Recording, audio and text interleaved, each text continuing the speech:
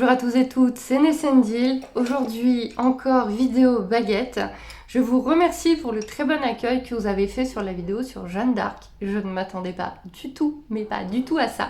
Je la faisais un peu pour moi parce que c'était des questions que je voulais vraiment tester, où j'avais envie d'avoir des réponses. Je l'ai quand même enregistrée et vraiment un grand merci pour cet accueil à tous les nouveaux, à toutes les nouvelles. Aujourd'hui, on va faire Anne Boleyn parce qu'elle me tient énormément à cœur. Donc c'est la seconde femme d'Henri VIII, celle qui a un peu changé la face de l'Angleterre d'un point de vue religieux. On l'aime ou on ne l'aime pas. Je pense qu'on l'aime ou on la déteste en fait. Moi je l'aime. Elle me passionne depuis que j'ai connu cette femme en fait, depuis que je m'amuse à lire tout ce que je trouve sur les femmes d'Henri VIII et sur Henri VIII, notre chère barbe bleue, si on peut dire ainsi. C'est également la mère d'Élisabeth Ier quand même, qui a été une très grande reine. Donc voilà, j'ai énormément de questions à poser sur elle. Désolée, il y a un chat, j'espère qu'il va pas faire trop de bruit. J'ai fait un petit peu ça hier soir, j'ai de quoi faire, donc cette vidéo va peut-être être un tout petit peu plus longue que d'habitude. Si vous ne la connaissez pas, bah écoutez, ça peut être une façon de la rencontrer. Si vous la connaissez déjà et qu'elle vous intrigue, voici quelques réponses. Je ne sais pas bien évidemment si ça va être la vérité vraie. C'est quand même ici du divertissement. Voilà, bien évidemment, ce n'est pas forcément la vérité historique. On m'a proposé également de faire Jack l'Éventreur, qui donc arrivera prochainement. Et si vous avez d'autres personnages ou personnalités célèbres sur lesquels vous voulez qu'on travaille, ça sera avec grand plaisir. Je ne me suis pas encore préparée, donc je vais le faire. Donc, comme on se repart avec les baguettes, on s'ancre, on se connecte aux énergies, on se protège et on appelle nos guides. En gros, après on peut avoir nos petits rituels personnels. Ok, tout mon petit rituel est fait. Alors, je ne sais pas du tout à quel guide demander. On va voir si c'est le même que la dernière fois pour Jeanne d'Arc, parce que du coup, je sais pas ce que foutent mes baguettes. On va les laisser un peu libres. Parce que du coup, en fait, je n'impose pas à mes guides. Je vois avec eux s'il y a quelqu'un qui est ok pour être avec nous et pour répondre. Parce que je suis totalement dépendante de mes guides, c'est vraiment eux qui font le travail, on va pas se mentir. Ok, est-ce qu'on a du monde avec nous? Oui. Alors petit rappel, devant.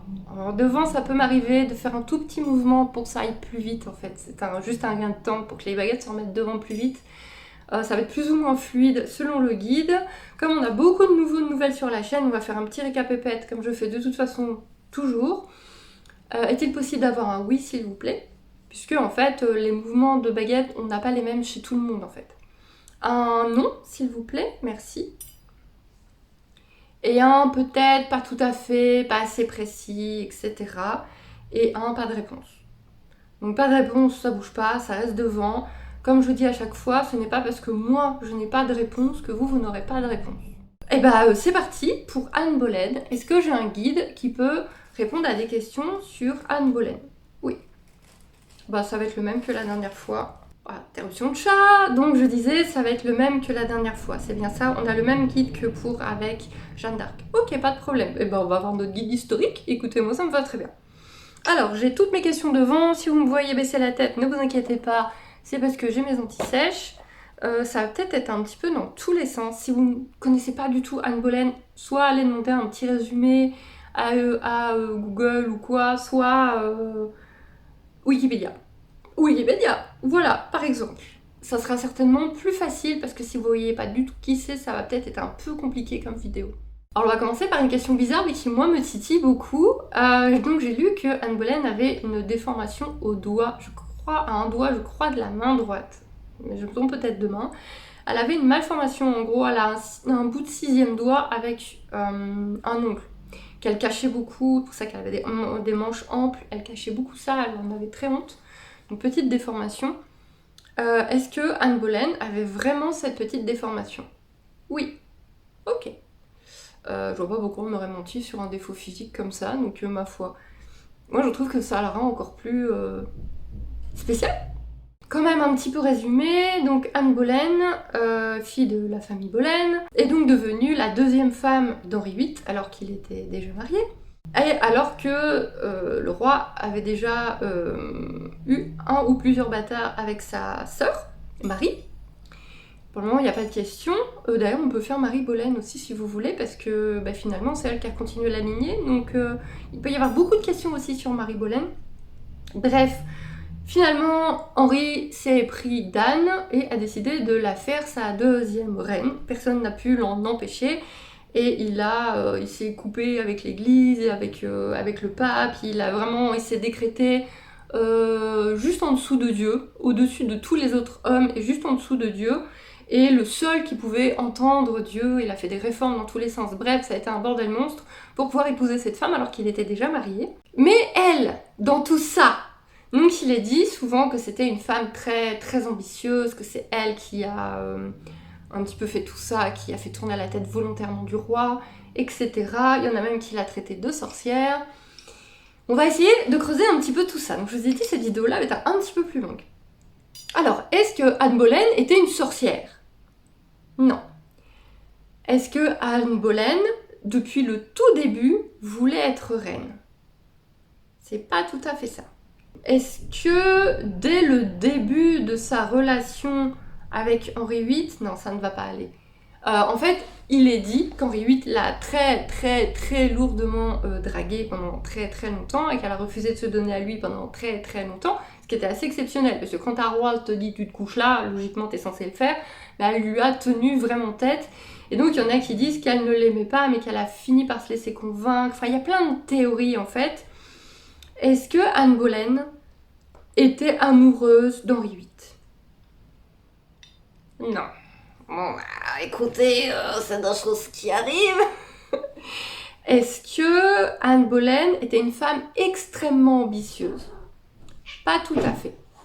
Est-ce que Anne Boleyn est devenue ambitieuse? Oui. Ah oui, à force de vous faire miroiter un trône, c'est possible que ça vous monte un petit peu à la tête. Est-ce que quand Henri VIII a commencé à s'intéresser à Anne Boleyn, est-ce qu'elle se voyait reine à ce moment-là? Non. Est-ce qu'elle pensait qu'elle allait être encore une maîtresse comme sa sœur, comme toutes les autres? Parce qu'il y a eu quelques bâtards quand même. Oui. Désolée, les chats font le cirque derrière, je vais les virer si c'est un souci. Est-ce que c'est sa famille qui tout du long l'a convaincue de devenir reine? Non. Mais sa famille a quand même été très présente et l'a poussée dans ce sens-là. Oui. Est-ce que sans sa famille, elle serait devenue reine? Non. Ah ouais, donc il y a quand même eu de l'importance dans tout ça. Son oncle notamment était assez important à la cour du roi à cette époque-là.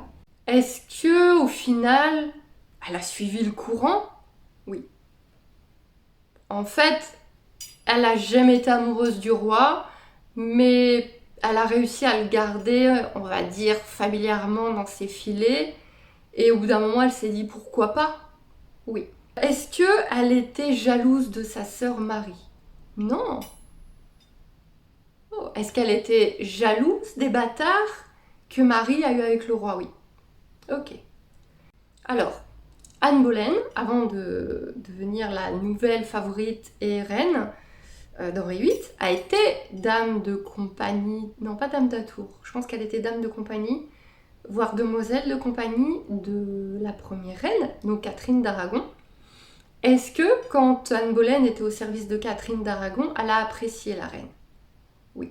Vrai que c'était une reine gentille et juste avec ses demoiselles, etc. Est-ce que ça a été difficile pour Anne Boleyn au début de faire ce mal à la reine? Oui. Oui, elle n'était pas si horrible que ça. Hein. En fait, quand le roi a mis son dévolu sur elle, elle a rien pu y faire en fait. Oui. Voilà, c'est ce qu'on disait tout à l'heure, quand il y a un roi qui décide que vous allez devenir sa maîtresse, qu'est-ce que vous voulez faire quoi? Surtout un roi qui décapite et compagnie. Hein. Faut pas oublier, hein, il avait déjà à cette époque-là décapité Buckingham, je crois. Non, mais il aimait bien, c'était son truc, hein, c'était son truc. Mais du coup, est-ce que avec le temps, parce que donc en fait cette première reine a refusé de laisser sa place, elle était d'une détermination complètement impressionnante, elle a refusé de céder sa place, elle a refusé de partir dans un couvent, elle a refusé de dire qu'elle n'était pas la reine. Mais du coup, pendant ce temps-là, Anne Boleyn était décriée, détestée, etc. Est-ce que, alors qu'à la base elle l'aimait, avec le temps, Anne Boleyn a fini par détester Catherine d'Aragon? Oui. Oui, ça devait être pesant. Faut comprendre les deux côtés. C'est clair que pour Catherine d'Aragon, t'as une petite jeune qui arrive et on te dit c'est la nouvelle reine. plaît-il? Et d'un autre côté, pour Anne Boleyn, c'était une pression quand même assez énorme. Cette reine espagnole qui n'en démordait pas. Est-ce que Anne Boleyn a fait empoisonner Catherine d'Aragon? Non. Il y a des suspicions d'empoisonnement puisque la santé de la reine de la première a énormément décliné. Elle a eu un problème de cœur et une autopsie aurait montré une grosseur noire sur son cœur. Du coup, une tumeur ou un cancer. Mais ils ont mis ça à l'époque sur de l'empoisonnement. Est-ce que Catherine d'Aragon est morte d'une tumeur ou d'un cancer? Est-ce que ça avait quelque chose à voir avec Anne Boleyn? Non. Anne Boleyn, comme toutes les femmes d'Henri VIII, en tout cas toutes celles qu'il a fécondées, parlons comme ça, a eu des fausses couches. Et c'est ça qui l'a perdue en fait. Elle a eu énormément de fausses couches. Donc on est d'accord que Anne Boleyn a fait énormément de fausses couches. Nous sommes d'accord que Catherine d'Aragon a fait énormément de fausses couches. Nous sommes d'accord que Jeanne Seymour aurait fait au moins une ou deux fausses couches avant d'avoir son fils. Donc toutes les reines qu'a fécondées Henri VIII ont fait des fausses couches. Oui. Est-ce que c'était la faute d'Henri VIII? Oui. Non, parce que quand toutes tes femmes font fausse couche sur fausse couche, à un moment donné, il faut se remettre en question. Je dis ça, je dis rien. Je dis ça, je dis rien. Je mets ça là. Voilà. Une légende raconte que Anne Boleyn a eu un enfant déformé, difforme, horrible, complètement, vraiment moche. Peut-être même le dernier de ses fausses couches. Est-ce que c'est vrai qu'elle a eu un enfant difforme? Non. C'était des médisances pour aider à aller à sa fin. Donc cette pauvre Anne Boleyn est morte décapitée. Le choix d'Henri VIII et de ses conseillers qui étaient juste d'accord avec lui. Est-ce que nous sommes d'accord? Oui. Je pense qu'à peu près toute l'histoire est d'accord avec ça. Mais, donc, ils se sont servis du fait que c'était pas une belle reine, mais très charismatique, qu'elle attirait les hommes, et donc ils se sont servis de ça pour dire, du coup, elle en profitait pour coucher avec d'autres hommes. Une reine qui est constamment en présence de dames d'atour, de demoiselles d'honneur, de servantes, qui n'est absolument jamais toute seule, aurait trompé le roi en permanence. Est-ce que Tata, roulement de tambour! Est-ce que Anne Boleyn a trompé Henri VIII? Non. Même pas une petite fois? Non. Est-ce que même si elle ne l'a pas trompé physiquement, elle était amoureuse d'un autre homme? Oui. Moi, j'aurais tendance à dire que c'était Henri Norris. Oui. Henri Norris était l'homme avec qui elle aurait voulu être. Oui. Même s'il y en a eu un autre, il y a eu un mariage, on va pas tout faire. On va rester sur... Avec Henri VIII.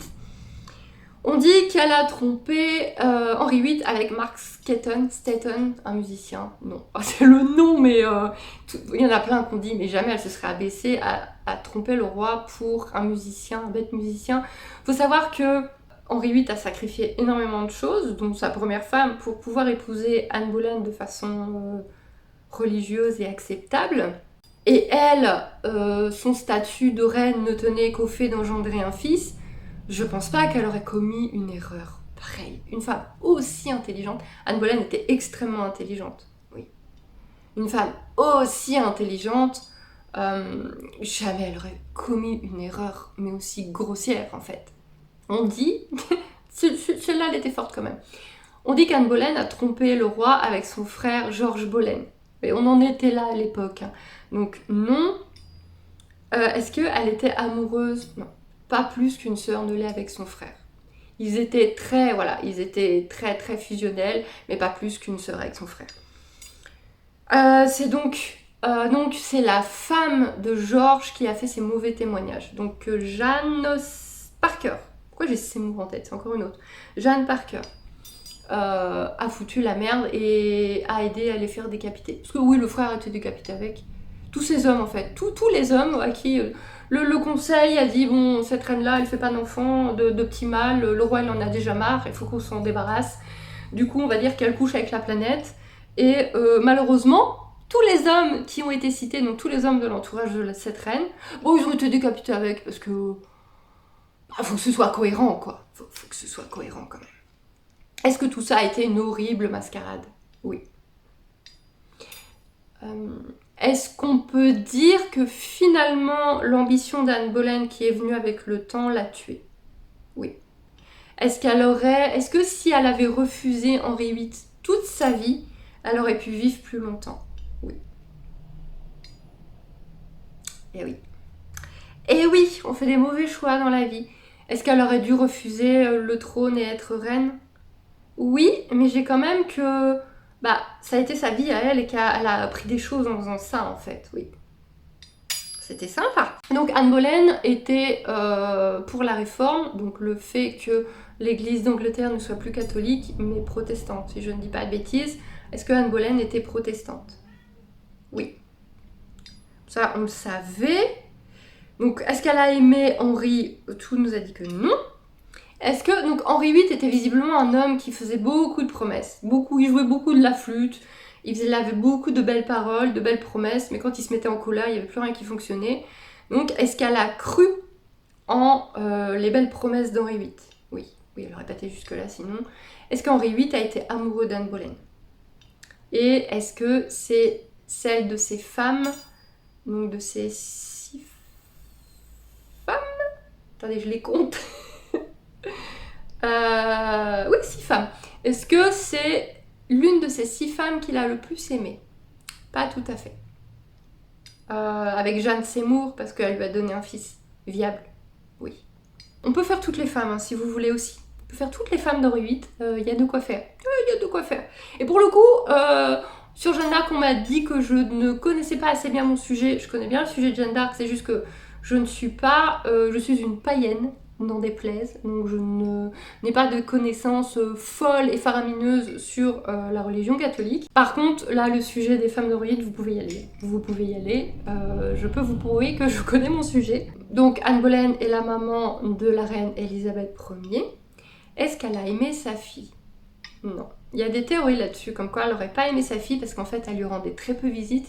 Donc en fait, à cette époque-là, les reines, bien évidemment, ne donnaient pas le sein à leur bébé, ne s'occupaient pas de leur bébé. Il y avait une nourrice, il y avait une nourrice pour le lait, il y avait des nourrices pour tout ce qu'on veut bien. Elles avaient des maisons entières de servantes dès quelques mois de vie. Et donc en fait, Elisabeth a vite été amenée dans un autre château pour y être élevée et sa mère lui rendait très peu visite. Est-ce qu'elle n'aimait pas Elisabeth parce que c'était une fille? Oui, si elle avait su, la reine, que ça allait devenir. Parce que son mari lui mettait trop de pression sur les garçons? Oui. Henri VIII a été obsédé toute sa vie sur le fait d'avoir un fils, voire des fils. C'était son obsession, ça a été son obsession toute sa vie. Est-ce que Anne Boleyn a vu sa fin venir? Oui. À force de faire des fausses couches, de pas mettre au monde de garçons vivants, le roi, ça c'est pareil, c'est extrêmement connu. Le roi, bien évidemment, s'est désintéressé d'elle et a commencé à avoir des tas de maîtresses. Oui, et à être très près d'une autre femme qui voulait dire qu'elle allait très certainement devenir la nouvelle reine et elle a vu tout ça en fait. Oh, ça devait être horrible. Surtout quand malheureusement elle a fait subir à une autre femme et que tu vois que tu vas subir la même chose. Ça a dû être vraiment très très dur. Oui. On dit qu'elle a été très courageuse le jour de sa décapitation. Oui. Donc elle est morte décapitée à la tour comme tant d'autres personnes de cette époque. Oui. Est-ce que une fois que l'accusation de trahison était portée et qu'elle savait qu'elle allait se faire décapiter, elle avait hâte d'en finir? Oui, ça avait été dit aussi que une fois que tu es enfermé dans la tour, que tu sais que tu vas mourir, c'est horrible parce que donc il y a la tour où elle avec bref, il y avait la tour où elle était supposée être en tout cas, et en fait sur la grande pelouse. À chaque fois, ils reconstruisaient un échafaud. Et en fait, t'es là, comme ça, puis tu les vois en bas, ils sont en train de construire l'échafaud où on va te décapiter. Mais ça doit être infâme. Ça doit être juste infâme. Et là, en plus, il y avait l'homme qu'elle aimait, mais qu'elle ne touchait pas, qui allait y mourir. Et il y avait son frère qui allait y mourir. Est-ce que par les fenêtres, elle les a vus mourir? Oh my god. Oui, ça avait été dit aussi. On l'a pas déplacé, on l'a laissé bien tout voir et entendre. On dit que le roi Henri a eu l'amabilité, la gentillesse de faire venir un super, j'allais dire décapiteur, quelle horreur, je ne sais pas quel mot, un bourreau, un super bourreau avec une épée de France. Elle n'aurait pas été tuée à la hache, mais on aurait fait venir un bourreau très expert avec une épée, oui. ça aille encore plus vite, parce que la hache, des fois, il se loupait, et à l'épée, non.